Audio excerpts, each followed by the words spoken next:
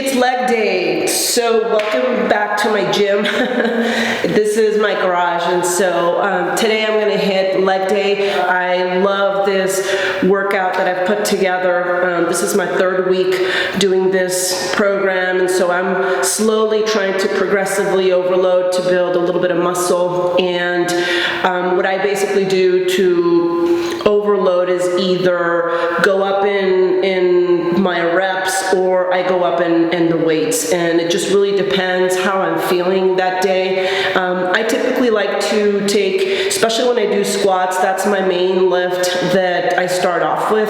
And when I do my squats, I take about 1 or 2 reps where I'm just really just warming up and trying to think of the mechanics of how I'm going to be doing my entire set. And so I also kind of get a feeling as to how I'm feeling that day, and that's really where I start from. So let's get into it.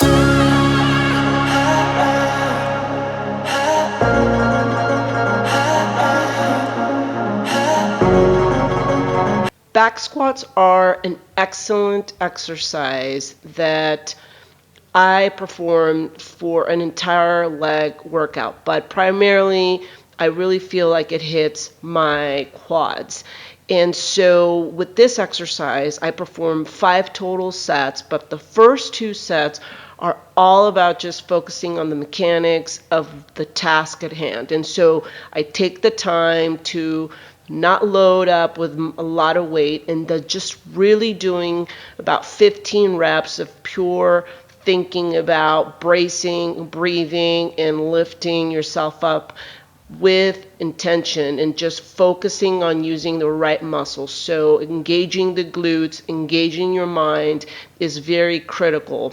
So the last 3 sets are going to have heavier load, and once your body and mind are fired up, then you can really focus on your mind-muscle connection. I hit a personal record, at least the record that I've logged in since I started working out of my home gym. So I did 8 reps at 105 pounds for my squats, which is great. I'm actually a little nervous sometimes when I do heavier squats, just because when I don't have someone around in the event that I need to just throw that weight back, I'm a little nervous, and so I try not to go too heavy unless I know that I'm strong enough to take on some of that additional weight. So today I felt good. I really wanted to push my weight up a little bit. So where I was last week, I was at 85 pounds, but I was actually able to get up to 15 reps. And so I knew that either I had to increase the weight or just do more reps. The problem is that since I don't have a lot of plates, especially those kind of the smaller plates, my plates are 10, 15, 25, 35. And so I had to add an additional 20 pounds. And so what I basically told myself is that I was going to try and do as many reps as I could with the 20 additional reps, even if it was just 3 reps. And I safely was able to take it up. The first 2 sets that I did with 105 pounds, I did it at 6 reps, and then that last rep I just pushed myself to go out a couple more reps. So I think it's going to be good. I'm going to try and do 105 pounds next week, depending on how I feel, and take it up to 8 reps, and then just do that for my progressive overload. Okay, let's do some sumo deadlifts. Sumo deadlifts is the second primary lift that I perform, and this exercise really targets my hamstrings. I also do 5 sets of about 10 to 12 reps, and the first 2 are just warm-ups, and this is where I really look at the mechanics of performing the actual deadlift. And so I make sure that I'm lifting with my glutes and my legs and not my lower back, and making sure that I try and keep as straight as possible. And one thing about recording yourself, it's awesome because it really shows you if you're like rounding your back or if you're performing your exercise incorrectly.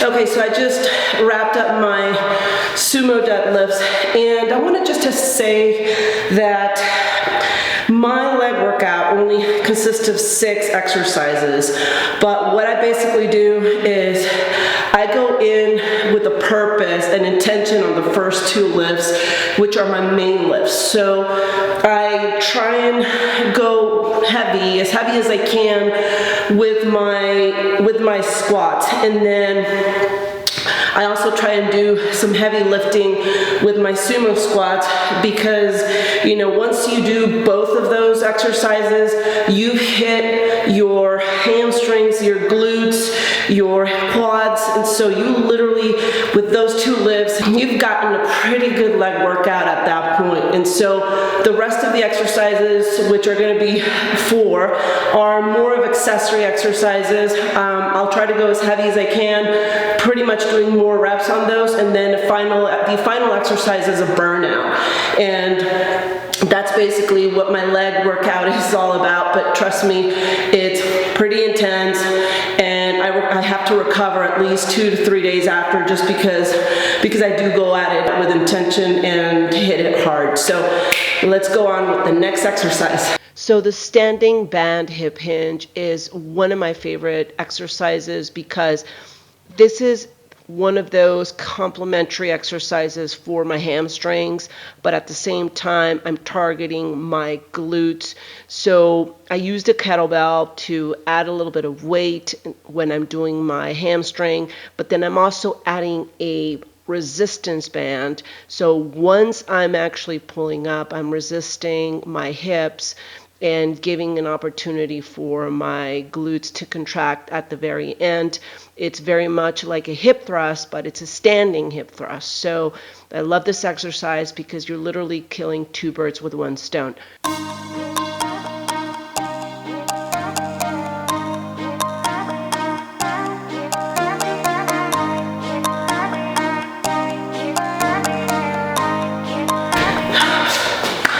Okay, I just wrapped up with my deficit curtsy lunges, and I really like that exercise that I've incorporated into my workout, because that one is that accessory exercise that complements my squats.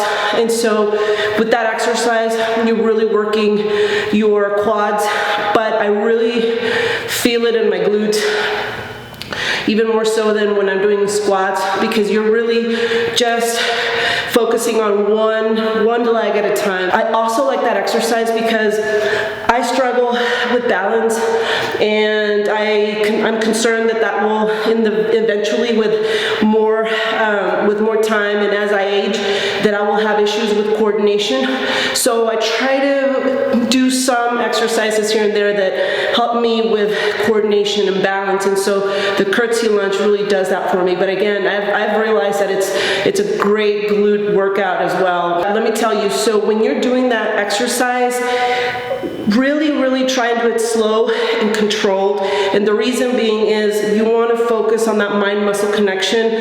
I seem to really slow down and think about it because, like I said, because of my balance issues, so I do it slow, but then at the same time when I'm coming up, I'm really focusing on squeezing that glute at the top, and so I really seem to like that exercise. So now let's move on to our 5th exercise.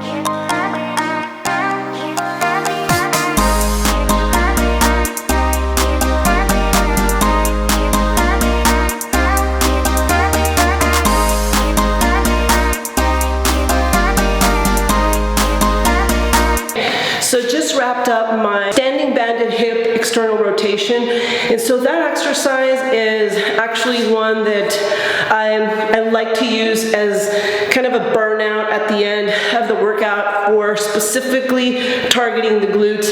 So now with all the exercises that we've done, we've hit the quads, the hamstrings, the glutes, but then that one is kind of a burnout. So I do about 20 reps on each side for 3 sets. And so I highly recommend them. Just make sure that when you're actually turning, that you're engaging your glutes. I know that a lot of people think that you're actually, working out your core. Well, no, you're actually working out your glutes glutes, but you are engaging your obliques. But once you actually hit the other side, then you need to make sure that you squeeze that glute, and so they're very highly recommended. All right, let's get on to our last exercise. Okay guys, jumping squats is my last exercise for today. I'm gonna do this for 3 sets of 20 reps, and it's gonna hit my quads, my hamstrings, my glutes, and my calves. So with this, guys, go try this out and come back. And until next time, I'm hoping and wishing you have a stronger and healthier life.